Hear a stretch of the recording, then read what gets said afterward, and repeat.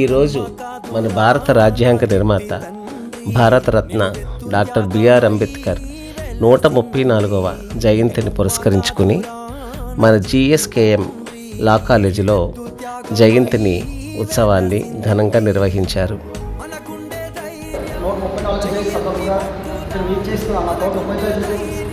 విద్యార్థులకు ఏమైనా జరిగింది ముందుగా మన ప్రిన్సిపల్ సార్ దయచేసి అవసరంగా కోరుతుంది.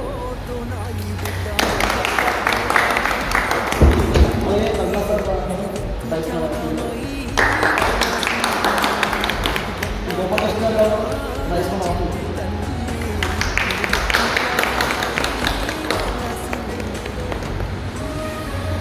ప్రిన్సిపల్ సార్ దగ్గర ఆల్రెడీ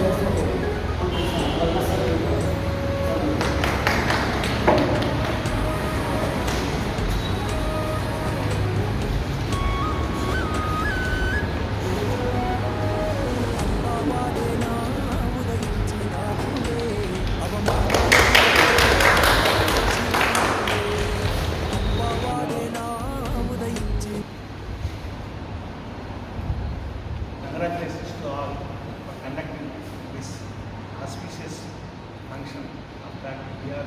Ambedkar. Bharat Ratna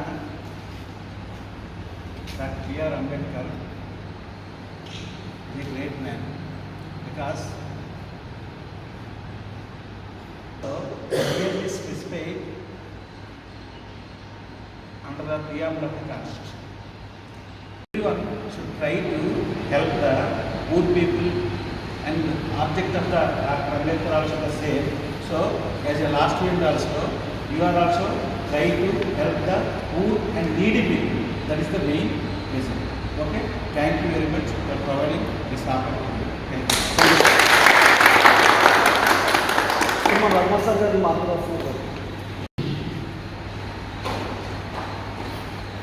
దేశ నాయకుడు, రాజ్యాంగ నిర్మాత అయినటువంటి డాక్టర్ బిఆర్ అంబేద్కర్ 134వ జయంతి సందర్భంగా మనం అందరం ఇక్కడ కలవడం చాలా మంచి విషయమే అయినప్పటికీ అంబేద్కర్ గారి దగ్గర నుంచి ఏమి స్ఫూర్తి పొందొచ్చు అంటే కార్యక్రమాల్లో కృతకృత్యులు అవ్వాలని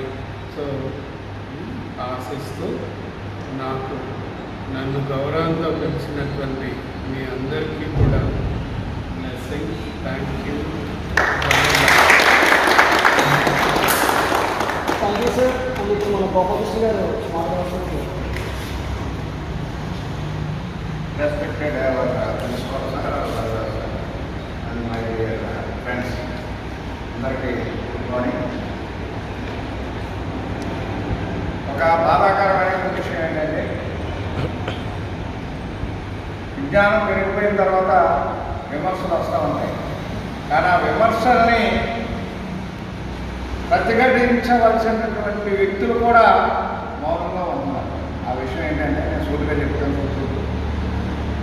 చాలామంది ఏం చెప్తారంటే ఇప్పుడు లేటెస్ట్ విమర్శలు ఏంటంటే రాజ్యాంగం నిర్మించాడా, అంబేద్కర్ నిర్మించాడా, ఆ కమిటీ 18 మంది ఉన్నారు, మేధావులు ఉన్నారు, గోల్డ్ స్కూట్నీ జరిగాయి. దానికి అతను ప్రశ్న ఏంటంటే whatever it may be, constitution is the hero, Ambedkar is the director. That's it. Cinema తీయడానికి 64 కథలకు సంబంధించి 24 ఫ్రేమ్స్, దాంట్లో కొన్ని వేల మంది శ్రమిస్తారు కాక, కానీ ఒక సినిమా హిట్ అయ్యింది అని అంటే ఎవరు చెప్పుకుంటారా? హీరో ఎవడో బాహుబలి అంటే ప్రభాస్ గారు చెప్తారు, రాజబాబు గారు. పుష్ప అంటే సుమార్ గారు చెప్తారు, అలాగే. మరి ఈ మాట మీరెందుకు చెప్పరు ఎవరన్నా అడిగినప్పుడు? కరెక్టే, ఎందుకంటే మనం చదువుకున్న వాళ్ళం. We should go according to the facts ప్రకారంగానే పోదాం. వితండవాదం చేయొద్దు. వితండవాదం అంటే పల్లెటూరులో వితండవాదం చేయొద్దు. కాన్స్టిట్యూషన్ రైటింగ్ కమిటీ ఉంది, కమిటీలో సభ్యులు చాలామంది ఉన్నారు, కానీ కమిటీ హెడ్ ఎవరు? ఇది చెప్పండి. ఈ స్ఫూర్తిని తీసుకెళ్ళండి. విమర్శిస్తున్నారని చెప్పి మీరు ప్రతి విమర్శ చేయొచ్చు, వాళ్ళ దెబ్బలాడదు. రెండోది, అసలు ఈ రిజర్వేషన్ అనేది ఎందుకు రావాల్సి వచ్చింది? సమానమైనటువంటి అవకాశాలు లేవు కనుక సమానమైనటువంటి అవకాశాలు కల్పించాలి అనేటువంటి ఉద్దేశంతో పెట్టే కట్టేది ప్రత్యేకించి కులానికి మతానికి సంబంధించి కాదు కాదు కాదు. నన్ను కూడా అంటే అఫ్కోర్స్ యాజ్ స్టూడెంట్గా ఇట్స్ మై రెస్పాన్సిబిలిటీ. ప్రోగ్రామ్ తెలియకపోయినప్పుడు కూర్చునేవారు కాదు.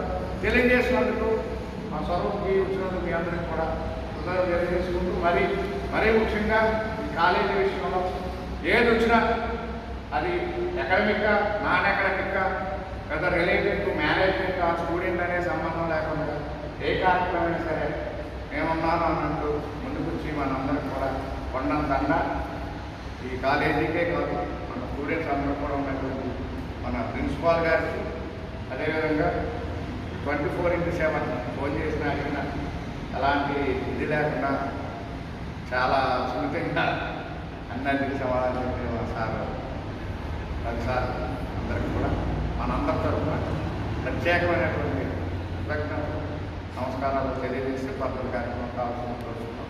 జై భీమ్. Thank you. అలాగే స్టూడెంట్స్ నుంచి ఎవరైనా అవమానాలెదురైతే ఎదిరించినాడులే. జ్ఞానం వెలిగించాలి, అజ్ఞానం తొలగించాలి. జ్ఞానం వెలిగించాలి, అజ్ఞానం తొలగించాలి అని దేశాన్నే దాటిపోయి జాతి తలరాతను మార్చే గొమ్మ కాదురా నా చిట్టి తండ్రి. నిలువెత్తు త్యాగమై వెలసింది ఇది బొమ్మ కాదురా నా చిట్టి తండ్రి. నిలువెత్తు త్యాగమై వెలసింది.